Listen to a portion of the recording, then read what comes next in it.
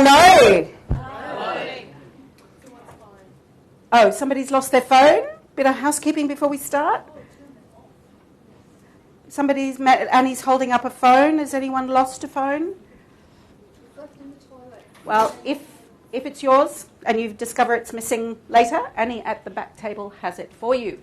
Hello, everyone. Hello. Welcome. Now, we've actually had notification. Thank you. I think it was Tony told us that there's something going on with the trains. Is that correct, those of you that came by train today? So we've got a number of people that are either stuck on trains or can't get here. So they'll be here in the next half an hour or so. So we're going to get started anyway, and they can just kind of catch up. If anyone does know anyone's missing and they arrive afterwards, if there's anything they've missed out on, you can just let them know. So, who knows what to expect this weekend? One person? Lots and over lots. There's an over... most people walk out after 3 days going, oh my God. But I try and structure it in a very systemized way so that it feels far easier for you as a step-by-step process. I'm a bit of a systems person, you'll see by the end of the 3 days, and I kind of like to step people through a 1, 2, 3. Do it this way, then do this, then do that. And hopefully that's what happens this weekend. If I go too fast or I'm too slow, you just let me know. We can adjust it as we go through the weekend. So, who wants to earn more?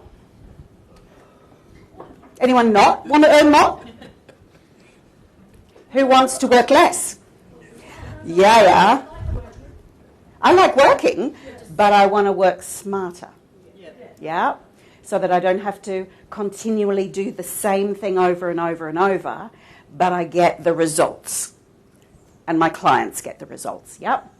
Who wants to help more people while doing all of that? So earning more, working less, and helping even more people. Who doesn't want to help more people? You're in the wrong room if you don't. And doing all of that at the same time. And that's what we're about this weekend, is learning systems to help you grow your audience, grow the connection and the language that you connect to them with, and then build a profile around that using the credibility of a book and the earning capacity of an online course. How cool is that? Cool. Who's got currently a book? Anyone here already an author? We have 2, 3, 4. Yep. Anyone have an online course already? I know Dr. Joy does. Annie does. Yep, so 2 of us in the room. Fantastic. So you're all in the right place. And who has some kind of automated systems or not too many systems or one-to-many systems like workshops, seminars, if you're already doing that kind of stuff. Fabulous. We've got quite a few of you at the back and 1 or 2 here as well. Who just wants to learn how to do all that stuff? Yes. All right, so in the next 3 days, you're going to learn a simple process to actually write a quality book, to get your genius out of your head and actually into a structured format that makes sense to a reader. And by the end of today, you'll actually have a book structured. How cool will that be? And you can either use that as a mini book, or you can use it, sorry, it's not nice. I'll have to stand on this side and not move. You can use that as a mini ebook, or if you want to then expand it after today and turn it into a paperback, you can do that as well. And then the kicker for all of it is that you can break down what you structure over this weekend into lots of content. So lots of blogs, lots of social media content. So you could end up with a mini ebook that can be expanded into a full book, or you can have 50 or so blogs ready to present over the next kind of 2 years over your social media platform as well. So there's lots of stuff that you're going to be able to structure and get out of your head this weekend. Is that cool? Who has trouble doing that? Just trying to, you know so much, and just getting it into it, yeah, quite a few. Getting it into a structure that actually makes sense to people so that you can get it out of your head and help people understand what you're trying to achieve. So we're also going to teach you how to turn that book into content for an online course, and as I said, all of the other things that we use on social media as well, and how to harness online and offline marketing. Who does social media marketing well? Who'd like to do it even better?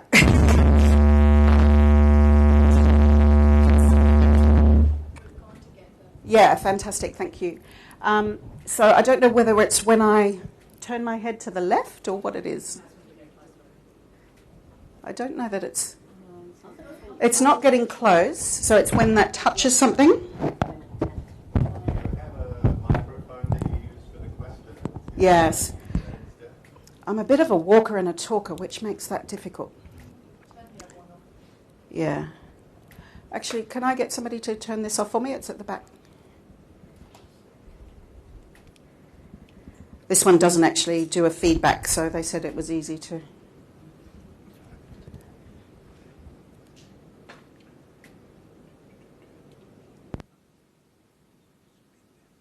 Yeah. Is this one working? All right, we'll stick with this one for a little while. So it's then about how to turn that into content that can earn you some income as well as help you build that audience. And that's really about not swapping hours for dollars as much.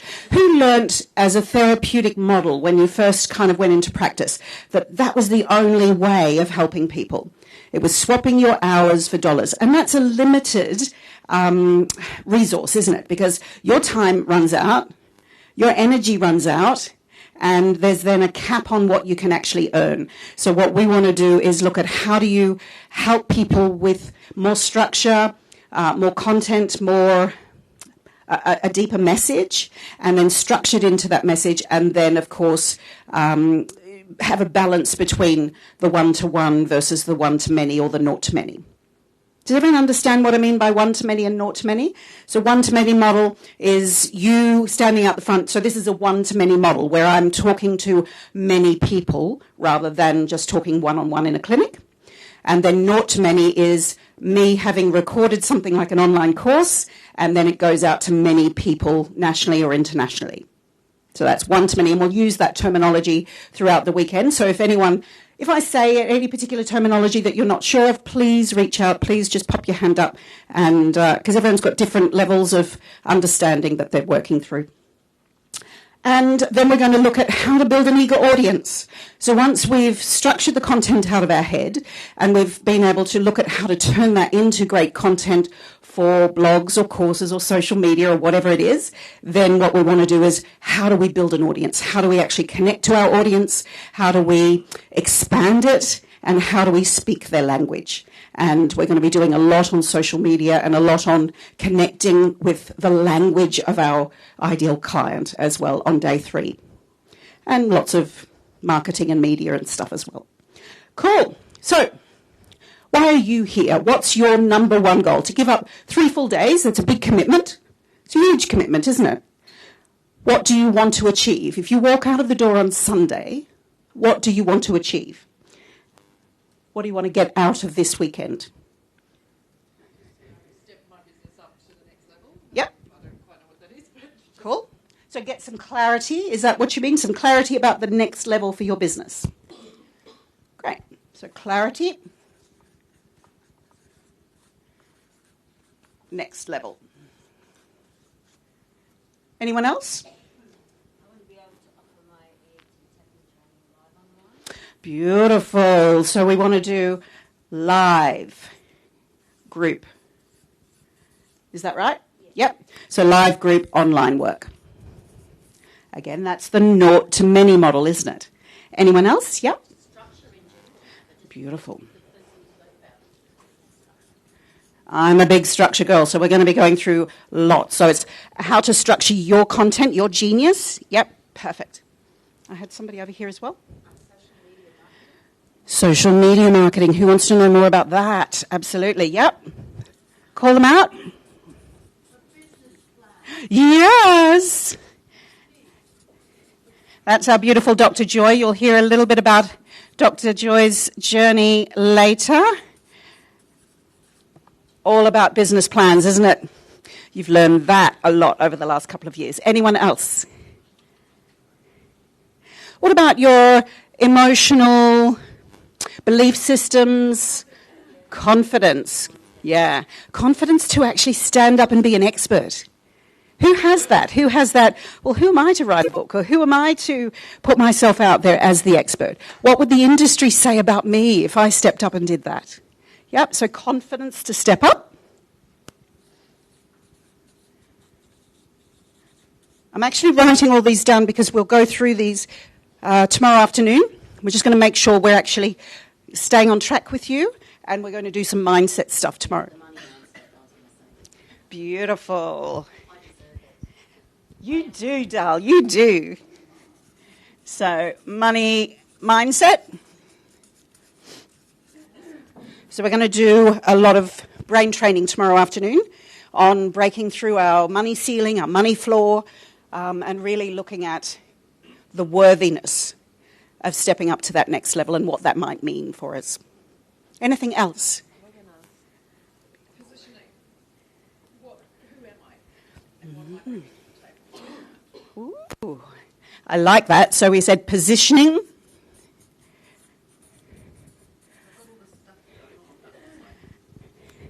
Who am I and what am I bringing to the table?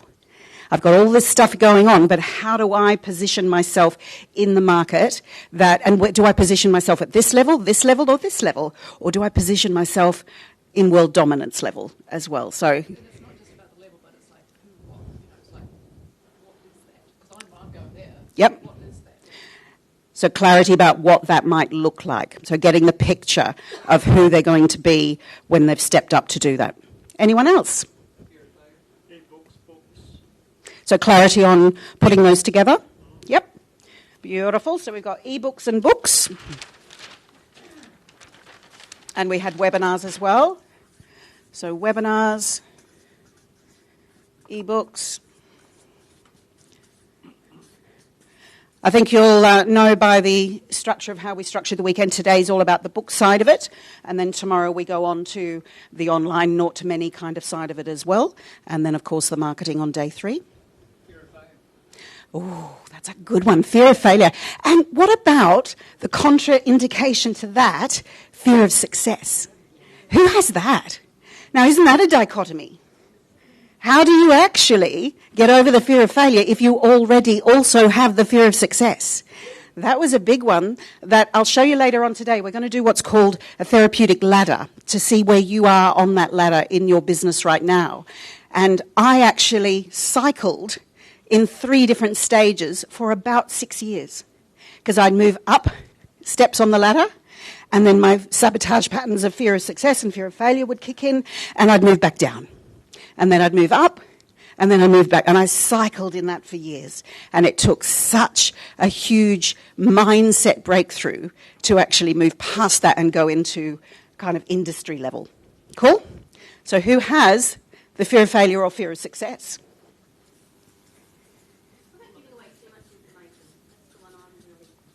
How much? And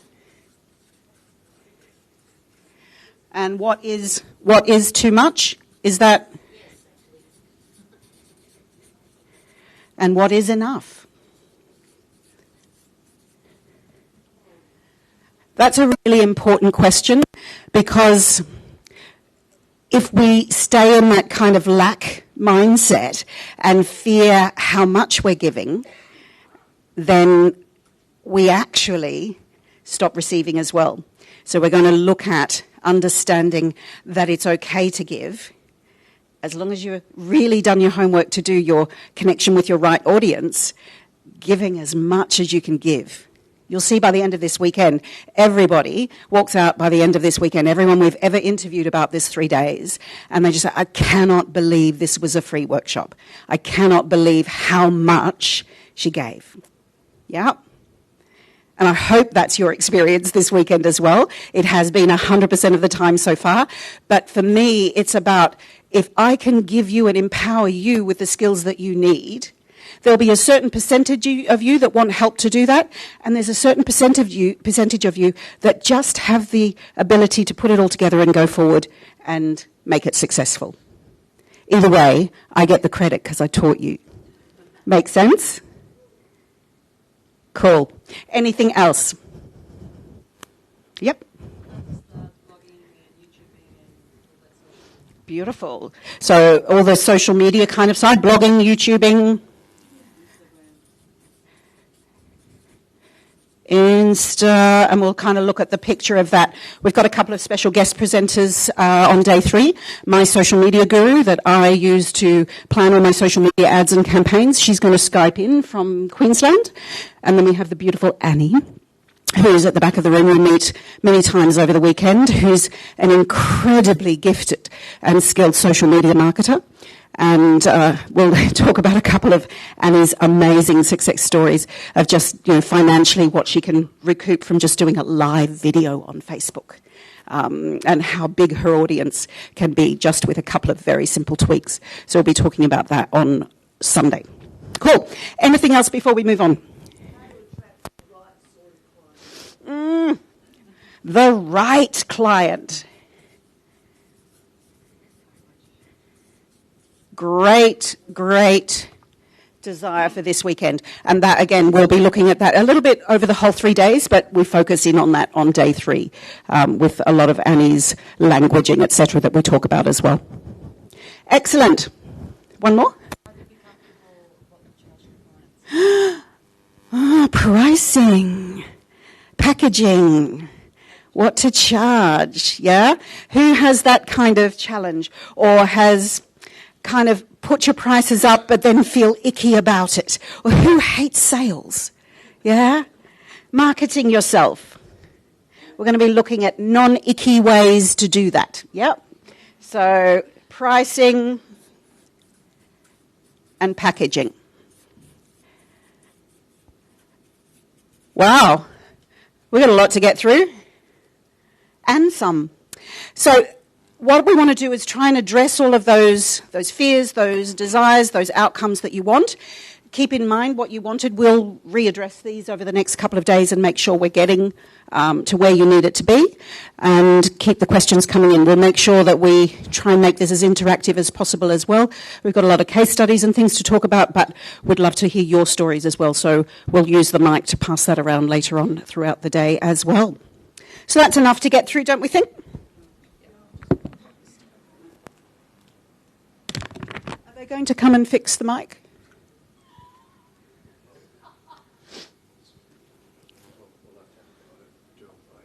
Okay. All right. So if somebody could, because I don't like working with this thing, so we'll just have to make sure that we can test it again in the break. All right. So just a little bit of housekeeping. Make sure your mobile phones are on silent or preferably switched off so you can focus in on today. If you've all signed the release forms, that was your registration form at the front. It just means that we can film you. If you don't want to be filmed, please sit in the back row so that you don't, preferably in the back section over there, so that we don't actually get you on camera. Name tags, please wear them. You'll hear later a little bit about my story. For those of you that don't know me, I've had a stroke and I don't remember names and find it very difficult to put names and faces together. So if you could wear your name tags at all times. And please forgive me if I forget your name. It's not that I don't know you after the end of this weekend. It's just my brain doesn't compute it. Cool? And that's an excuse and I'm sticking to it. Questions, we'll try and use the microphone. We'll find a mic runner who will actually bring the microphone around for questions. Because we're recording this, then if we can wait for the microphone, that way we can actually get all of your questions on the recording as well. Recording devices. Please don't record today. There'll be parts of today where I'll say to you, if you need to take a slideshow of that, you can. You will receive the PowerPoint as a PDF in the next couple of days. We'll email that out to anyone who's registered. So please respect the copyright. Yeah. Breaks, we'll try and get back on time. because we've got a lot to get through. And the book launch, who's booked in for the book launch gala tomorrow night? A few of you. We have, I think it's 13 seats left, 13 tickets left. So if anyone does want to grab the last few tickets for that, then there's a form at the back. If you just go to the back during the breaks with Annie, you can grab the last few tickets for that. Cool. So I think we're launching 10 or 11 authors tomorrow night, and then we do a networking thing, connection afterwards, where I'll stay around, and if anyone wants to talk about their book idea or their business idea, then I can stay around and actually connect with you more personally then too. Alrighty, the agenda. Day one, we're looking at your book. We're going to look at more than a book. We're going to look at the business model around your book. So we're going to look at your business plan and try and help you structure the position that you want to be. It's not just about, this is my model, you should use it. This is the broadest model possible. Let's pick the avenue that you want to go down, the path that you want to go, and the way. So some people want to do workshops, some people don't. Some people want an online course, some people don't. Some people want to do online webinars and teleseminars, and some people don't. So we're going to pick the model that suits you and structure that together by the end of today. So you walk out with kind of a one-page business plan. That's pretty cool. We're going to look at an overview of the system that I've used to set up multiple books and courses as well as a number of my practitioners as well. And look at planning and structuring your book, writing your book. So at the end of the day, you'll actually have the structure, your chapter outlines, your chapter content kind of laid out in front of you. And then we'll look at how do you put that together easily. Who has kind of a block with, I don't know that I can really write a book? Or, yeah, a couple of people, yeah. Or any kind of belief systems around, I'm not a good enough writer. Or, yeah, I can see a couple of people nodding there.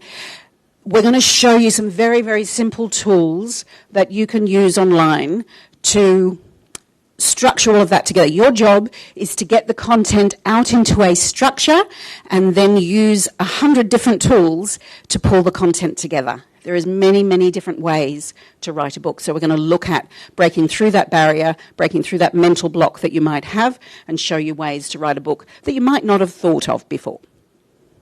And what's in a title and branding? So we're going to be looking at hot topics. How do we choose the right topic for our book? How do we choose the right topic based on our audience? We'll also look at branding. How do we then brand ourselves as now an author and own it? But not only by the end of this weekend, not only do we brand ourselves as an author, we're going to look at how to brand ourselves as an author of the upcoming book, XYZ, whatever it's going to be. We're going to look at ourselves as an digital online course platform developer, and then an online marketer. So by the end of the weekend, we want to own the title, if you like, and own the branding of an author, an online digital platform builder, and a digital marketer. Who thinks they're a digital marketer right now? A couple of people? Who can honestly say, I own being an author? Even some authors don't own that. Yeah. Who can think of themselves as an online course developer? Who goes, I can see people go, yeah, but, that little voice in the back of the head. Or what we want to do is get rid of that voice in the back of the head and own it and move through it by the end of the weekend. Cool? As well as have the steps to actually do it as well. Day 2, we're looking at your online course. We look at planning your online course, what type of course works best for you. There's many different models. Yeah, it's not just the traditional, 6-module or 8-module course. There are many different models that might suit you, and we're going to look at a number of those. I think we've got about 6 or 8 of those, and we'll go through those and just show you the different ways to put a course together and the ones that might work for you. Because there's subscription models, there's outright purchase models, there's high-priced and low-ticket price. There's lots of different ways, ones that are completely automated and others that provide some kind of support system as well. So there's lots of different types that you can choose. We'll outline them and you get to choose which one works for you. We'll look at how to create the content, what to include and what not to include, how to get people to actually finish your course. one of the biggest problems that people have as an author and as an online course developer is that they can create and put all this energy into creating it, and then you don't sell a book and you don't sell anyone on the course. Or if you do sell somebody on the course, only a small percentage of people actually complete the course. So how do we create our course in a way that's going to help people complete it? Because somebody who reads your book from beginning to end and somebody who does your course from beginning to end will be a lifetime customer. Somebody who only reads the first chapter or only does the first module or two usually doesn't buy anything else from you, doesn't become a lifetime customer. So our role is to create a program and a book that actually wants, that makes the reader and the student want to complete the course or the book. We're going to look at our mindset blocks tomorrow afternoon. So our last session tomorrow will be working on, what's stopping you from being that expert, what's stopping you and blocking you from stepping into owning being an author, an online digital marketer. Day 2, we also got the book launch gala in the evening and that we talked about. And I can certainly hang around with that and get to know you a lot more. Did you need something, Kira? No? Day 3, we're going to look how to monetize all of that. So you put all your effort into writing a book and you put all your effort into developing an online course, and what happens? You've got 500 books sitting in your garage and nobody buys them. Yeah, everybody's been guilty of that that's ever done the self-publishing and even the traditional publishing. I know a lot of authors that I've worked with over the years that have published through traditional publishing and had, Unwin and Allen or one of the other publishers take them on, and for some reason there's something in their contract that stops the book from ever going anywhere. Yeah, and then the author can't buy the rights back to self-publish it or take it to the next level or change the pricing if the pricing is the problem, because the publisher owns all of the content and the copyright. So we're going to look at the different models and also then how to actually sell that and use digital marketing to help you do that. How to grow your audience. Social media, we'll look at organic and paid reach. So we've got our Facebook specialist who'll come on in the morning on day 3 and do some paid reach stuff, so looking at paid ads and how to maximize that. And then I'll talk later on in that day. I love trying to do as much as I can on social media without paying a cent. So I've researched lots and lots about how to get more organic reach without having to pay much. So we'll talk a lot about that too. My top marketing funnels, we're going to look at my top 5 or 6 funnels that I've used that have certainly been successful on a number of levels, not just financially, but successful in developing and building relationship with an audience as well. So, funnels that I might use. Does everyone understand the word funnel? Is there? Yep. No? So a funnel is a pathway that we take a customer or a client through where they get to know us, we build credibility, they build value, they feel like what we're giving them is value, and we're leading them through a pathway that ends up in an outcome that we want. So whether it's an outcome where they purchase a product or an outcome where they opt in to a free giveaway, so it's leading them through a stage. So a funnel can be 1 or 2 steps, or it can be 5 or 6 steps. And we're leading them through a process to an outcome that we've pre-decided. Make sense? And so I'll show you a couple of mine that have been very, very successful, and I'll show you a couple of mine that bombed like crazy. Yeah, because it's important to have a realistic point of view that not everything you do in digital marketing will always work. A lot of the time it doesn't work. So it's about knowing when to pull it, knowing when to make tweaks and when to make changes, and knowing how to help the audience through to the end result by just making minor tweaks to it along the way. Sometimes it can be as simple as languaging. Sometimes it can be as simple as colour on the actual opt-in page that you've used. So we'll go through that on day 3. Offline and online marketing as far as PR is concerned. So getting online press releases launched, getting online media, podcasts, guest spots on podcasts, all of those things, as well as, traditional media like TV, radio, print media. There's lots and lots. So I've had a lot of success in getting traditional media in my career. So we'll look at avenues to get that, how to write a press release, what's a good press release, what's a bad press release, what do we do once we've written the press release. There's lots of stuff we're going to go through on that day. And other ways to monetize, like physical products, licensing, white labeling, public licensing rights, things like that. Has everyone heard of that, where you can actually buy a product that, say, I could produce an online course that is general for the market, but I can produce it unbranded and sell it to other practitioners, and they brand it as their own. So they buy it as a licensing agreement. Yep. So we'll look at other ways to make money. It's not just about you having to find 1,000 students for your course. There can be other ways to sell to industry as well. How cool would that be? Same sort of thing. It's just different languaging that's used on social media for it. So PLR, white labeling, licensing, that's all kind of the same thing. Make sense? And world domination. Who wants a bit of that? You want a piece of the pie, Joy. Exactly. But that's what we want, isn't it? We just want a piece of the pie. We've got a great message.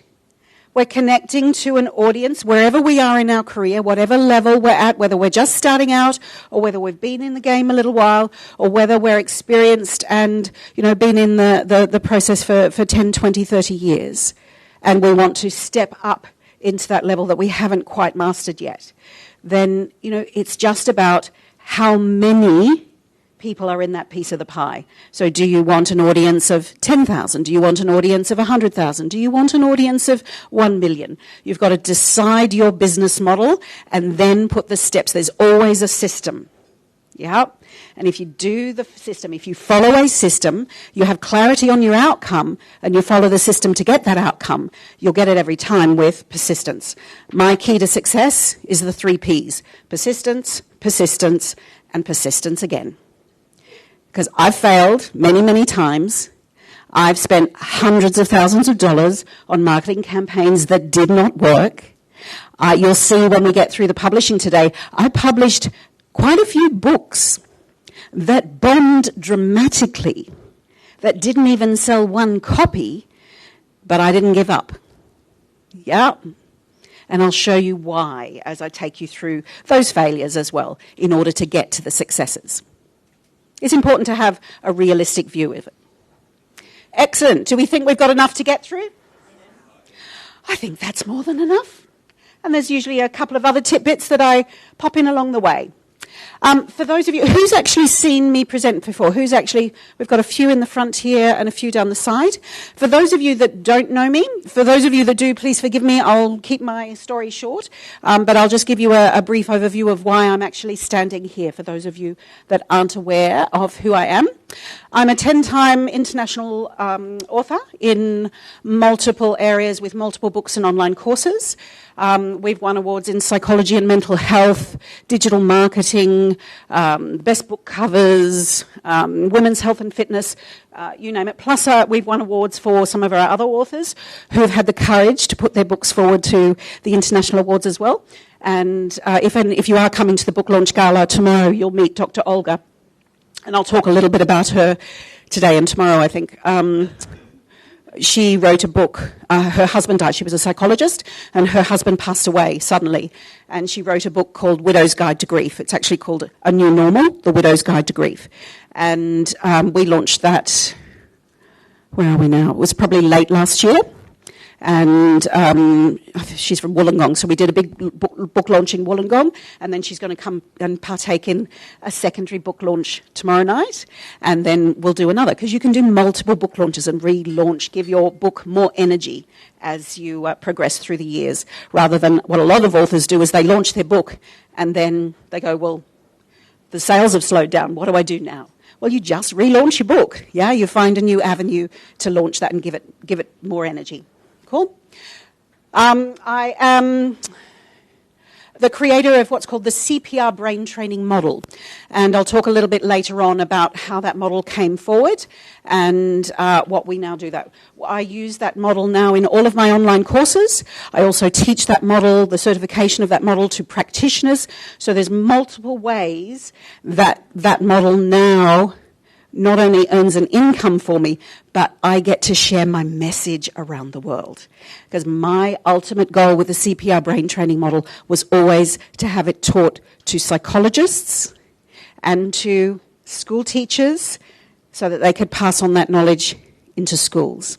And so the more people that become aware of that model, the more people that start to embrace it, then my big goal for that model is being realised as well. I've been featured on national and international media and print thousands of times, and sought after keynote speaker for lots of associations and industry, and co-authored a book with Deepak Chopra and Wayne Dyer, Neil Donald Walsh. This is just some of the TV, blah, blah, blah, lots of awards, blah, blah, blah, lots of television, lots of... actually, that was actually a fun...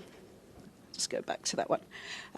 I won a silver medal for psychology and mental health in New York at the New York Hippie Awards, and received the award and then had to dash away. It was midnight. I had to get in a taxi. I wasn't even allowed to have a celebratory champagne because I had to get in a taxi, dash across the other side of New York City to the Channel 7 studios over there, and went live to air on the daily edition, I think it was, at 2 p.m. Australia time on that day. So that for me is one of those success moments where I remember sitting in the cab and I had the medal around my neck and I was just thinking, oh my God, it really has happened.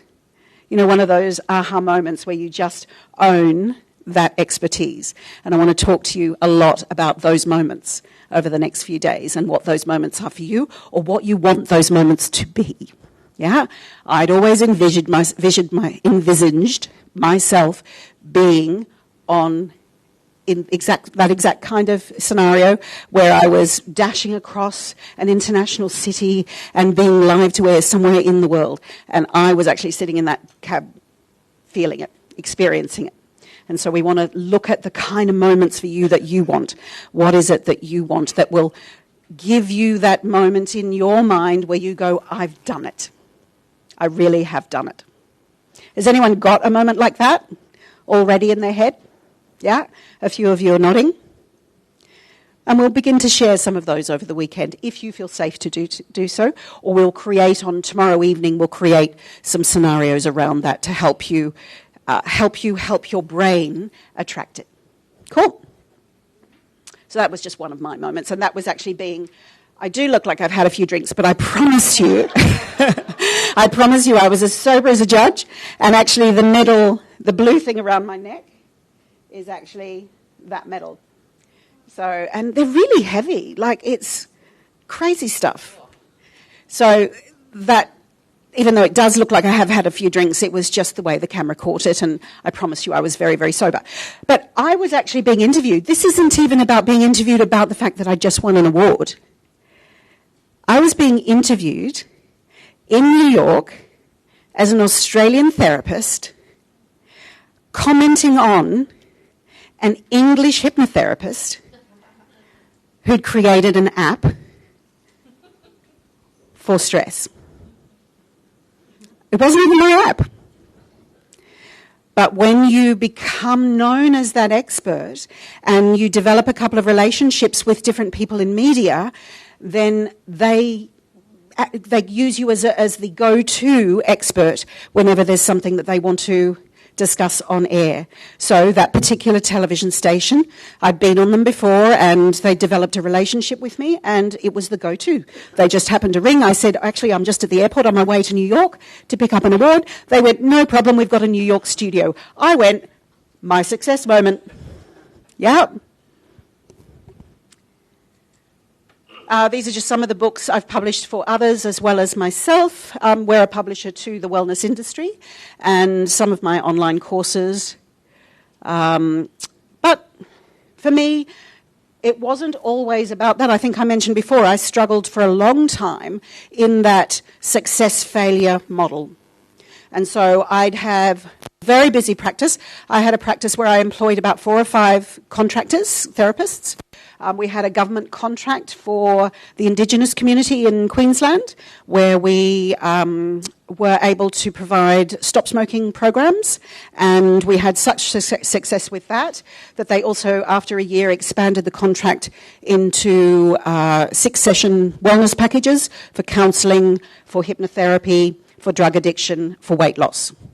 And with the Indigenous community, you might be aware, when there's usually one addiction there's usually abuse, there's usually trauma, there's a lot of stress around that as well. So our practitioners were working very, very hard on those contracts, and we had that contract running for about 5 years, and I burnt out.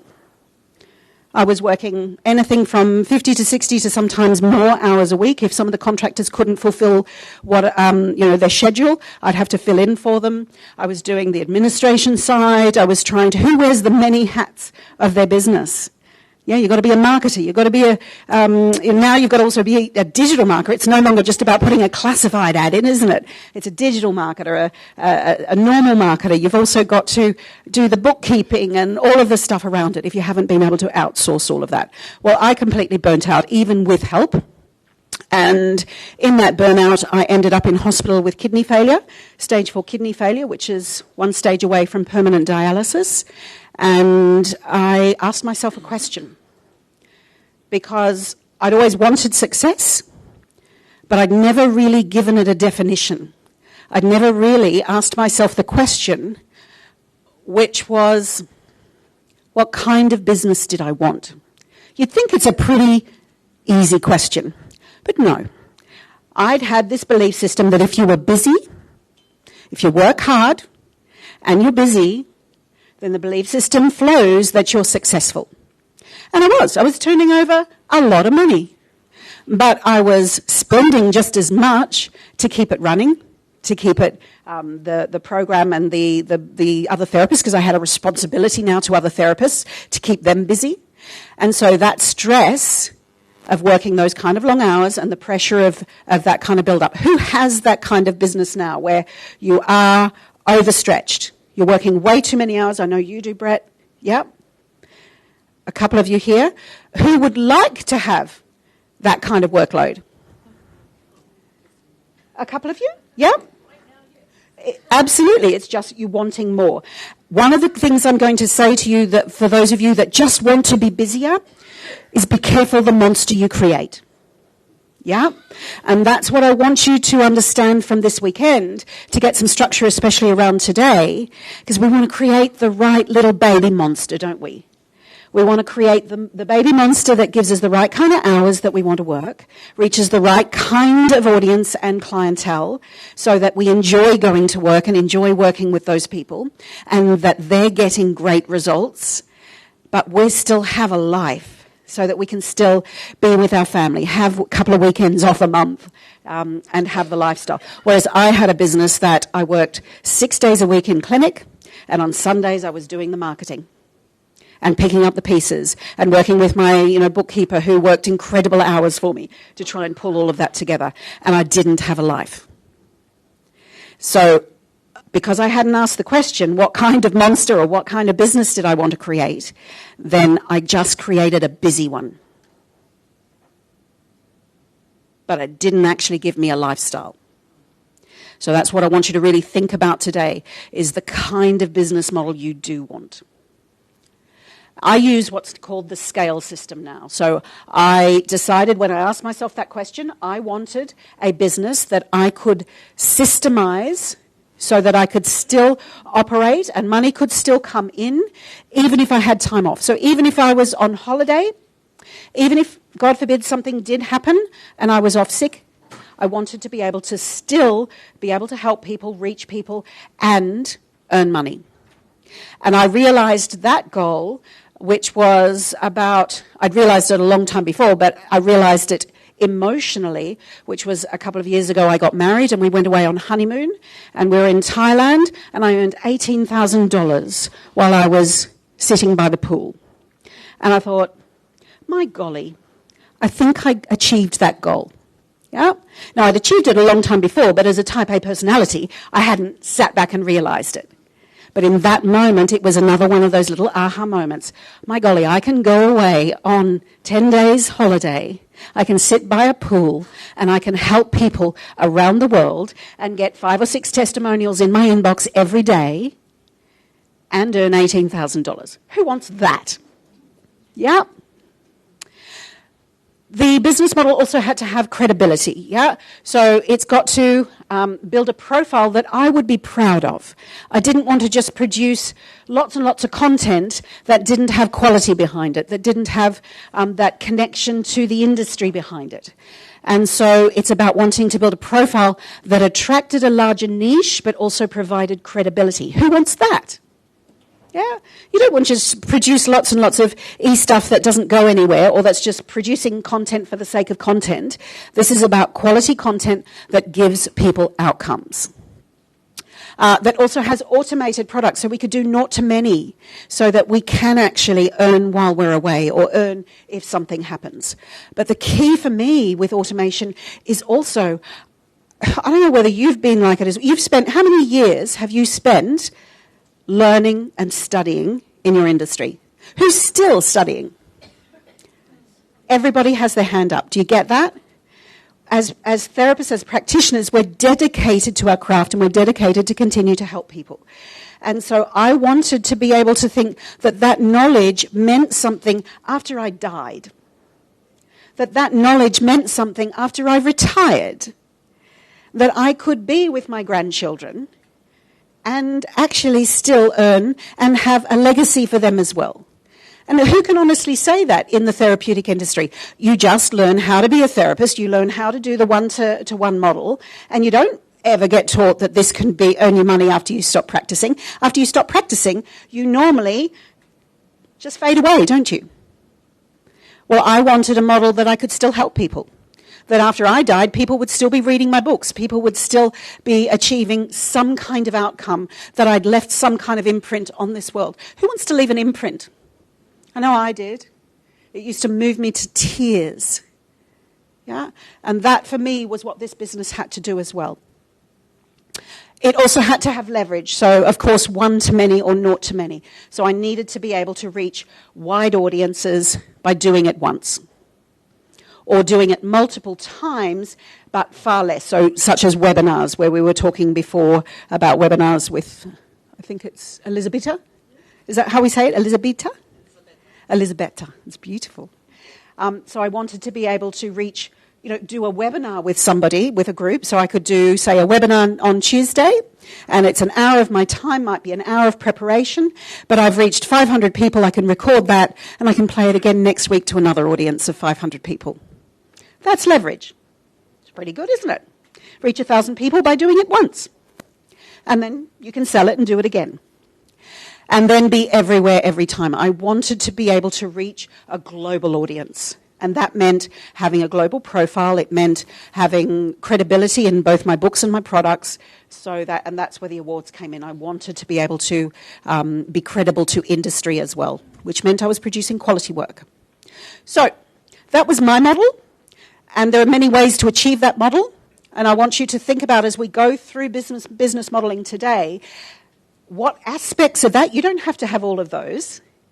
Yeah, you might not want to do webinars and leveraging. You might just want to have the credibility and achieve an outcome for retirement.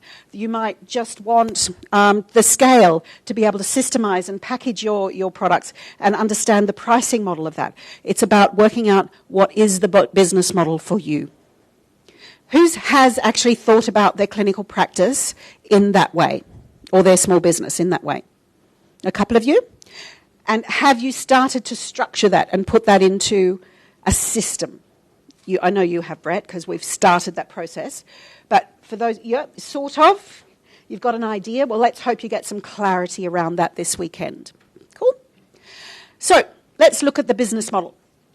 For me, because I wanted the scalability, I wanted the credibility, I wanted the leverage, I actually put the book in the center of my business model. Now, most people think they're going to write a book and it's going to sell 1 million copies and that's where they're going to make their money. That is as far from the truth as you will ever get. Yeah? A perhaps 1 in a million, it happens organically and it just flows. But it's actually a lot more work than you think to market a book if you don't already have a big audience.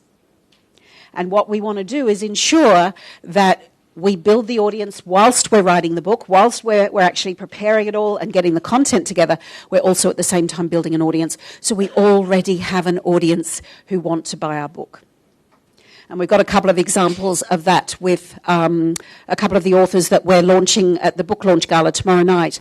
We've got a beautiful therapist by the name of Amanda Dunas, who has written a book for children aged 8 to 12 called Coping Skills. So it's my Coping Skills Handbook. And she has a clinical practice, but she also has a number of childcare centres. And so we've actually started to build an audience around, even though her book's not out yet, we're unofficially launching it on Saturday night. It's in final draft stage, so won't officially launch until December. It's up for pre-orders. She already has a huge list of pre-orders. Actually, Dr. Joy's been doing that with your book as well, haven't you? 32 pre-orders, and her book's not even out yet. Yeah, because it's about connecting with our audience and building that profile before the book launches. And that's what we want to do, is use the book at the centre to not just put our content in and have great leveraged content, but to start building our audience as well. With a book, we get credibility. Let's assume we're all going to write the best book in the world. Yeah. So we're already going to assume that the book is going to have great content, great structure, and it's going to have great outcomes, great promises for our readers. So it provides us the opportunity, if we look at that scale model, for credibility, and it provides us the opportunity for the naught to many, the leverage model, and it also provides that opportunity for being everywhere every time, because you can get media, you can get attention, you can do press releases, you can do lots of stuff with a book. You can then develop online courses, which provides automation, doesn't it? So it provides automation plus income, it's delivering your message to a wider audience, and it's leveraging you 24/7. So you're able to sell your message 24/7. You then can do from that book, the same message is then produced in webinars, in recorded and replayed webinar series. So one-off webinars and series themselves. So do you see how one book starts to become a very big picture? It's the business around the book, it's not the book itself. We're going to assume the book is dynamite. So let's assume it's dynamite and then put our attention on how are we going to turn that into a business. That provides us, again, with automation, income, naught to many model, leverage 24/7. Every aspect of it provides that opportunity to scale. You then go to workshops tours. For those of you who want to do workshops, you don't have to, but some people want to. Yeah, I know you like doing presentations and industry presentations, and you'll also do your own workshop tours, I'm imagining, later on as well. I know Dr. Joy has had an international, since really putting the business model around it. She actually produced, within 18 months, an international workshop tour through Asia, USA, and all of Australia. Not quite all. The second part of Australia to come. Second part of Australia to come. Not quite all. China Oh, it hasn't gone to China yet, but did you hear the yet? Yeah? A year and a half ago, would you have said that, Dr. Joy? Would you have even owned the brand of Dr. Joy? No way. Because not only are we working through the structure and the credibility of a book and the business model, we're also working through the mindset of owning that expertise as well, aren't we? That's why tomorrow evening with the mindset stuff is really, really important. So once we've got our workshop tours, which again provides income, systemized, and it's one to many as well. So you speaking to many. And of course, keynote speaking, which again provides that systemized one-to-many model. You've got JV, so joint ventures, where you actually connect up with other therapists and other industry leaders to joint venture, and sometimes not even an industry leader. I've got an example of one of my students who have produced a beautiful couple in Townsville, and they've produced an online course for stress and anxiety. So it's stress and anxiety relief in minutes. And yes, they're selling it to their existing clientele, and they're making about $3,000 a month extra income, automated income, after the second month of delivery. That's pretty cool, isn't it? But that's beside the point, because their bigger picture is actually joint venturing with, I used to call it MLM. What's it called now? You're not allowed to call it MLM anymore. Direct marketing, yeah? They used to run a very successful direct marketing business, yeah? And they still have a lot of automated income that comes from that. And they know a lot of people in that industry. And what do direct marketers go through? They go through stress around, I don't want to sell. I don't like the icky feeling about selling. I don't want to put myself out there. What if I fail? What if I do this? So they're actually joint venturing with the direct marketers so that their stress and anxiety relief in minute course is being sold. Do you see how you can actually see it as a much bigger model than just having a book and a course? It's so much potential. Or, like we talked about before, where you can actually white label or public label rights your course, where you actually sell the license. You create a unbranded course with great content, and you sell the license to that to other people to brand. There's a great example of that for a gym company who have produced training for gym owners and managing their stress around income and earning and mindset. And they've produced a white label course, and they then sell that to the gym owners that they can then brand as their own to their staff. And it's a different way of earning income. As a therapist who's used to earning one-to-one, working with a client in front of us, it's a totally new mindset, isn't it? We've really got to start embracing. But again, it's which parts of that do you want? You don't have to have all of it. You don't have to be all of that. You just get to pick the bits of the model and other things if there's other things in there that you haven't. Obviously, that then leads to media networks and everything that you might do with media, like podcasting or building your own podcast, being a guest on podcasts, always having an offer within that, so they're always coming back to your database. Yep. So, can you see aspects of that model that would suit you? And Joy's going, yes. I think you're doing quite a few of them already, Joy. But there's always growth. Always growth. Does anyone want to share what kind of part of the model, the pathway of the model that you think would work for you at this stage? That might change throughout the weekend. Yep.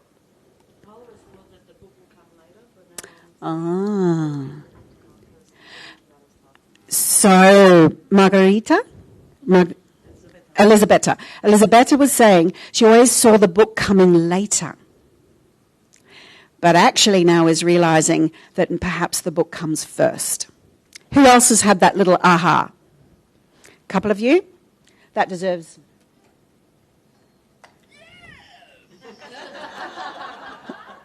I love that. So it's really about understanding that to create a business model, we really need a foundation for it, don't we?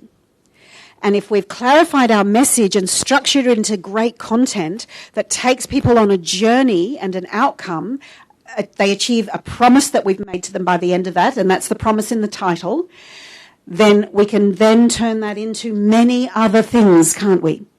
And each of those things can either be one-to-many, one-to-one, naught-to-many, fully automated, or a combination of fully automated where you sell it, produce it, sell it, and people buy it and they go away and do it themselves and you have no further connection with them. Or it can be a combination of completely automated with a little bit of one-on-one help or one-to-many help, where you might do live weekly webinars or live Q&As to support the course as well. So there's a combination of things that you can do. Who's getting some ahas? Yes. Excellent. So just think about that model. We'll come back to that a couple of times throughout the weekend. I'm just going to... I can't see what the time is because it's covered up 10? So we've got 20 minutes. Fantastic. We're on time. Any questions about that model? Any questions about what we've done so far this morning? Yep. Going back to my question about giving too much information. Yep. So you're talking about book structure I get. I know I've kind of got one in works. And when I was talking about giving away too much information, it's really difficult for me to go backwards from, I know and I've got it structured.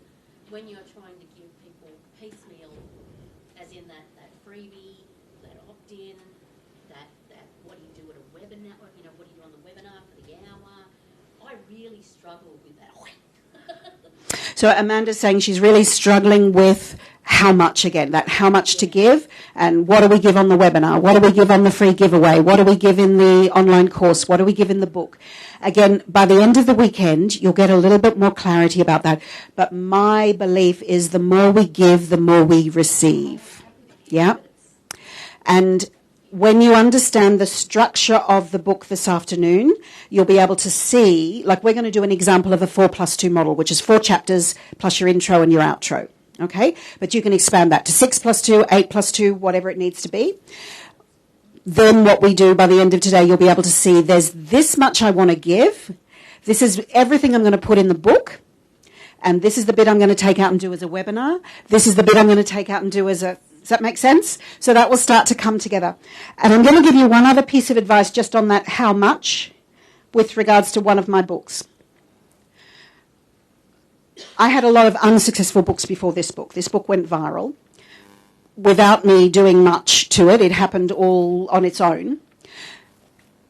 This, to me, I believed was going to be my to the world. Yeah? And so I put everything in this. And it had edit after edit after edit. And there's still mistakes in it.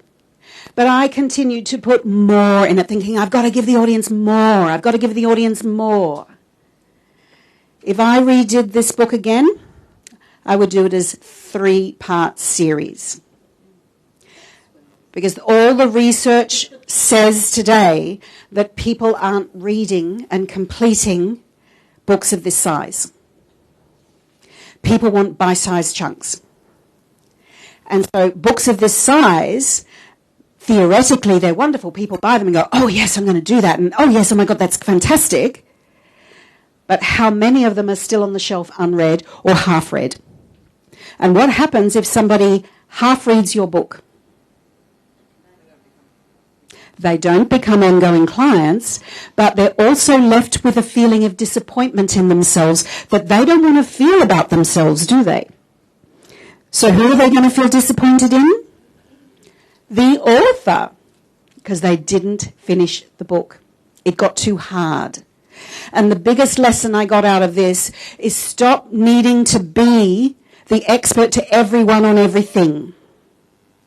Yeah? And just give people what they need. And that comes down to knowing who our audience is. And as we work through the weekend, you're going to get much more clarity about who your audience is. So you're going to know how much to give them. Because you'll know what they need. And you give them what they need, and then you give them a little bit more. But don't overwhelm them. This overwhelms them. Does that make sense? Deal. Not to say that this book hasn't had incredible success. I still get people who finish it, but of the tens and tens of thousands that have bought it, probably 10% of people have completed it. So I've missed out on a 90% audience. Does that make sense? Whereas my other book, this one here, is around 112 pages, and the feedback I get from this book is everybody reads it cover to cover. And then everybody says, I want something else. What else have you got? Have you got any more on that chapter? I love that chapter on self-sabotage. Have you got anything more on that? I love that chapter on the CPR brain training. Have you got any more on that? Have you got a course I could do? Because they finished the book. Still over-delivered on it. Lots and lots of content in it. But I knew, because I knew my audience, I knew how much they could deal with. Yep. And every bit of feedback I get from this now is, oh my God, I feel like I've completed, I feel like I can do it now. I've got a system. Deal? So again, it comes down to, and I know Annie's going to help us with that on day 3. And we'll talk a lot about it over the 3 days. We're really going to get to know who our audience is, get to know their language, really connect with them on a heart scale so that we meet their needs. Yeah. Any questions so far? Other questions before we move on? Yep. I'm just having one of those moments when I look at your business model that sort of represents my last 30 years of life. Yep. But none of it was driven by me. I just found myself responding to every external pressure, universities, practices, organisations. But now, for the first time, it comes back to me, and I haven't done any of that. Yep. You know, so that's the thing. Another Amanda. Yeah, we've got more than one. 2 Amandas. So Amanda was saying, up till this point, that big business model has been her, but it hasn't been led by her. Yeah, she's been led by universities or organisations that have kind of said, do this, now do this, now we need this from you, now we need this from you. And it's a bit like me. My business, because I didn't have the control of it, it just went, and I said yes to absolutely everything, not considering whether it was in my interests or the interests of my clients as well. Yeah. And now we just come back to, well, great, you know how to do all of that. Now let's just put the structure in it and take the bite-sized bits that we want and do those really bloody well. And expand on them, yeah? Sometimes when we do too much, we actually make a little bit here and a little bit here, and we help a little bit of people here and a few people here, but we don't ever actually really embrace that message and reach the audience that we could reach. So just taking those little bite-sized chunks, that's kind of about specialising, isn't it? Not so much just on the topic that we specialise in, but the direction we specialise in. Who has had the specialisation argument in their head? Should I, shouldn't I? I know I did for years. Who did you win? What won for you? Have you won yet? You don't know? Teaching on a particular topic, so specialising in teaching, in what topic? EFT tapping. Fantastic. So you've decided on that specialisation. Beautiful. When you've got that clarity, you can really get to know your audience, can't you? Now, one of the fears we go through as therapists is, if I specialise, do I really want to talk about that for the rest of my life? I'll get bored. I like variety. I'm a creative person. You know, if I've got this idea, I could have that idea tomorrow. And that was one of my challenges. I think it's Richard Branson calls it sparklyitis. Who has sparklyitis? Hell yeah. Yeah, that's one of the greatest challenges that I always had in my life, which is why I've got so many products, so many books. But did it do me any favours? My real change financially and audience-wise happened when I stopped, asked what kind of business I wanted, chose the Unzip book because I was already having a huge success in that field, and I already had an audience for it who were asking for the book. And so I chose to specialise it, knowing it wasn't going to be my specialty for the rest of my life, but I put all of my heart and soul into it, and I did it really well, and it went viral. And it created a platform for me to choose any topic to specialise in from that moment, because I became the expert. Does that make sense? So specialising actually gives you the leverage to build an audience in order to go in other directions as well. You can, there's some big names in Hay House and things where, who is it? I know she's actually denounced it all now, but Doreen Virtue, yeah? Doreen Virtue started as, who's heard of Doreen Virtue? Yeah, most of you. She started as a weight loss. She wrote a weight loss book and started as a weight loss consultant. Yeah. And then she moved into angels and all of that kind of stuff, made a huge killing in that and a huge audience. She's now denounced all of that and moved on to something else. I don't know what else she's doing. But do you see how she specialised in a certain area and then she just used that audience to leverage elsewhere because they'd already decided she had value. They liked and trusted her, they enjoyed what she offered, and she already had them captured because they'd completed something she'd already done. Weight loss had nothing to do with angels, did it? But it went viral. And Angels, I'm sure, has nothing to do with what she does now. But the whole point is it's a specialisation. So if anyone's having that, please talk to me over the weekend. Grab me in the networking event to sit down and have a talk about where you think you might want to go or what you're afraid of if you do. Cool? And we'll just work through a little model if it works. I'm just going to have a look before we break to see where we're at. So yes, I want you to consider that question for yourself this weekend, is what kind of business do you want? And where are you now?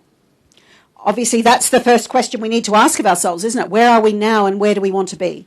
So if we are where we want to be right now, that's okay. But if we're not, then we need to be able to have clarity about it and have some structure around it as well. So what we're going to do, we might actually, because this takes about 15 or 20 minutes, so I've lost my clock. Can anyone tell me what time it is? We might break for an early, actually, Darren, can I ask you to go out and just see if morning tea's out there already? If it is, we might break early rather than go into something else. It is? All right, so we might break early now. We'll break for a half an hour, so it's 20 past. If we can be back promptly in the room by 10:02, that would be fabulous. What we're going to do is step you through where you are now as far as the therapeutic ladder is concerned so that you get clarity around what you should be focusing on. When you understand this ladder, you'll know that you need to focus 80% of your attention on where you are now, and 10% on the ladder just beneath you, and 10% on the rung just above you. So you're always building the foundation and stretching a little. Yeah, so we'll go through that in a moment after the break. So we'll see you back here at 10:02, and if you have questions that formulate over the break, please let me know. We'll see you then. And we'll try and get the mics fixed.